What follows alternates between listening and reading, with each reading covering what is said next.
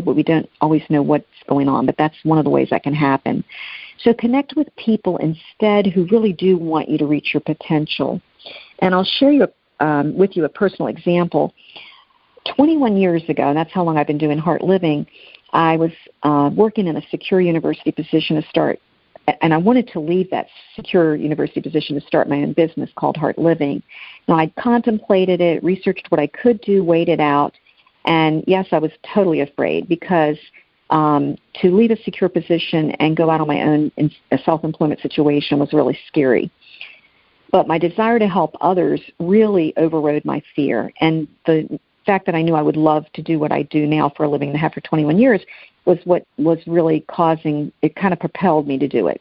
But anyway, I was involved in a coaching group and with other business people, and I'll never forget an elderly, very kind gentleman in the group found out that I was going to give up my university position and I was going to open my own consulting and coaching practice. And at the end of a program that I was involved in with him, he literally took me aside and said to me that he felt compelled to tell me that he was very concerned about this choice that I was making. And he told me that he truly didn't think I would be able to generate a business that was primarily designed around empowering people. And surely I'd never make the money I made at the university, and I wouldn't have the security of that position, and et cetera, et cetera. Okay, now remember the idea of our fear projectors, and you can see that I had gone outside of his comfort zone. And I don't know what possessed me at the time because I don't think I had the understanding I have 21 years later, but I could have let that scare me, but somehow in some way, I could have let it scare me or convince me not to continue my plan or just simply provide fuel for me to sabotage my dream. But I'll never forget that I looked at him that day and I thanked him for sharing his thoughts with me and I told him that I knew he cared about me and I appreciated that, but I also told him that I knew that I had to take this risk. And I remember he looked shocked, and I said, I really believe with faith that I will be able to help other people and create a viable business doing that. And I also said to him that if for any reason it did not work out, that I'd be more disappointed in life that I'd never tried to do my dream. And most of all, deep down in my heart, I told him, I've got faith that the universe is going to support me in this endeavor. Now, I knew I could live with the worst possible scenario, which is that it wouldn't work in the way that I had hoped it would, and I trusted that no matter what, I was going to be okay. And I had remembered that Gary Zukav, Z-U-K-A-V, who's author of the bestseller Seed of the Soul, he tells us that when you choose to evolve consciously, and that's really what I was trying to do is, move through my fears and do my dream. So I'm trying to evolve consciously. Zukav says that your fears will arise. Literally, they will arise one at a time so that, as he says, you can exorcise, release them. You can exorcise them or let them go. So really this gentleman was really just an outward expression of a fear that I needed to let go of, and I did. And, what's so interesting is later his wife took one of my classes and told me it absolutely changed her life. And I had to think about, I wonder how he felt, because she took it about the 10th year into my business when I was really doing beautifully with my work. And, he never came back and said anything to me, and nor did he need to. But I thought it was kind of ironic that I helped his wife so much.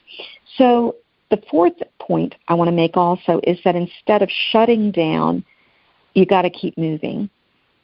And I did, I think at that time in my life, what they say in Japan, and this is again where I teach. You may have heard me speak on other shows that I teach in Japan, but in Japan they have this great saying. They say, you have to lean into the sharp edges.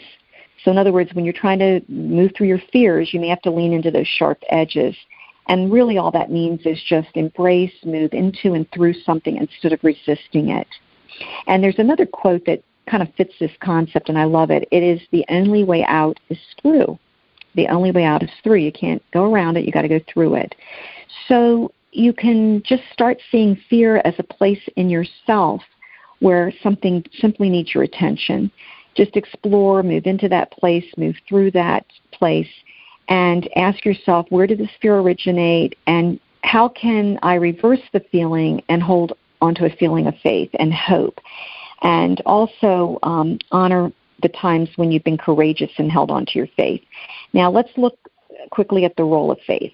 How would we allow faith to triumph over fear?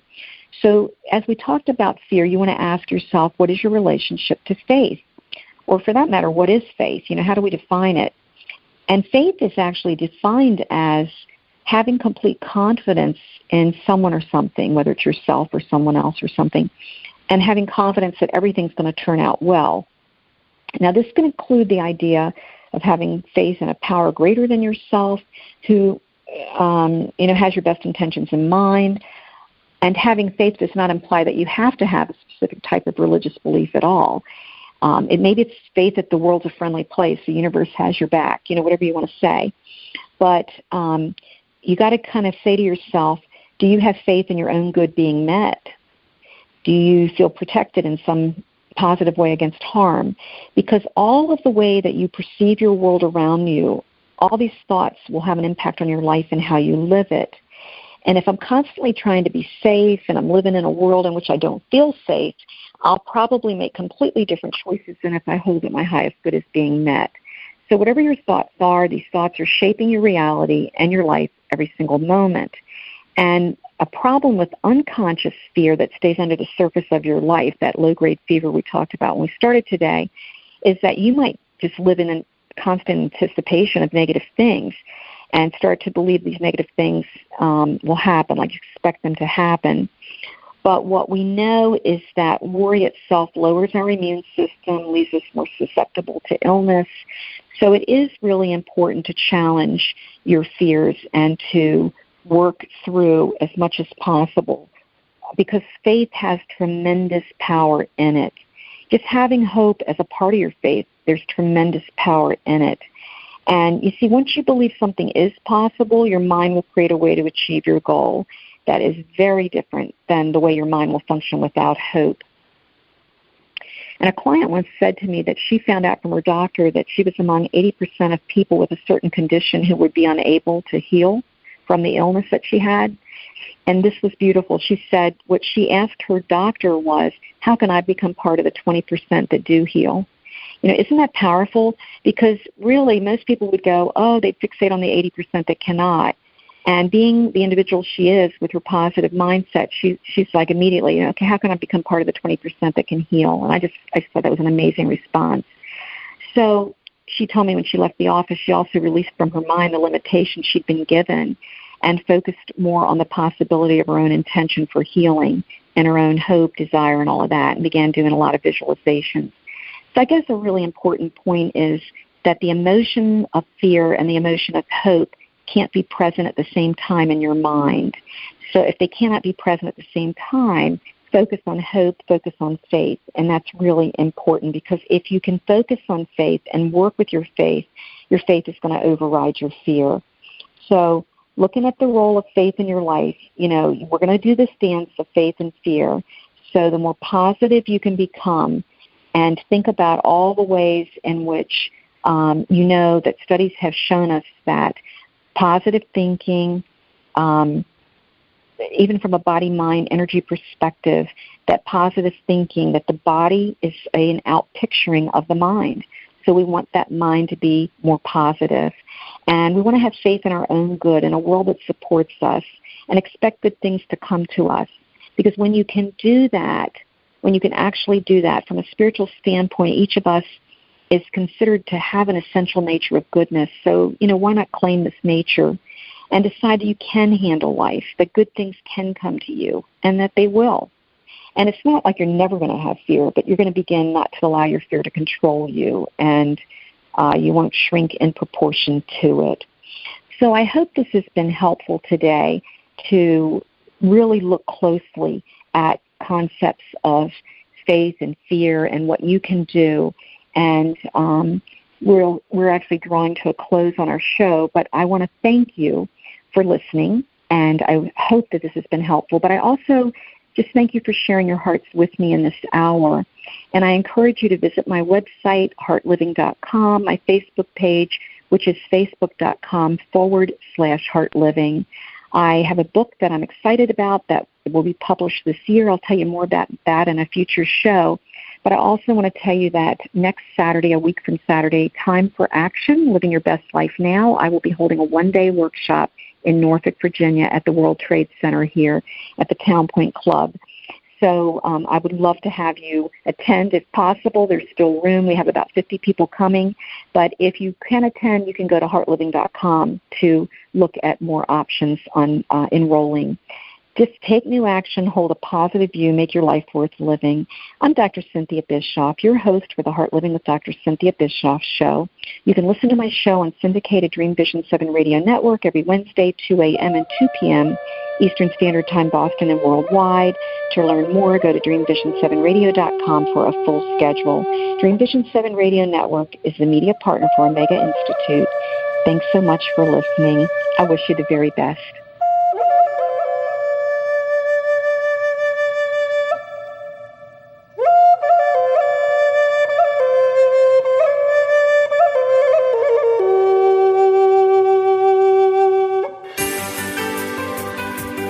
Thank you for tuning in to Heart Living with Dr. Cynthia Bischoff to explore ways to live a more inspired and passionate life.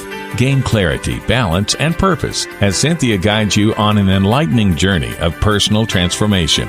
For more information, find Cynthia at her website, heartliving.com, or on Facebook, facebook.com/heartliving. This is Dreamvision 7 Radio Network, uniting mankind with universal love. Our shows are created from the heart, bringing each listener to a place of divine enlightenment. Breathe, relax, and enjoy. Let life flow.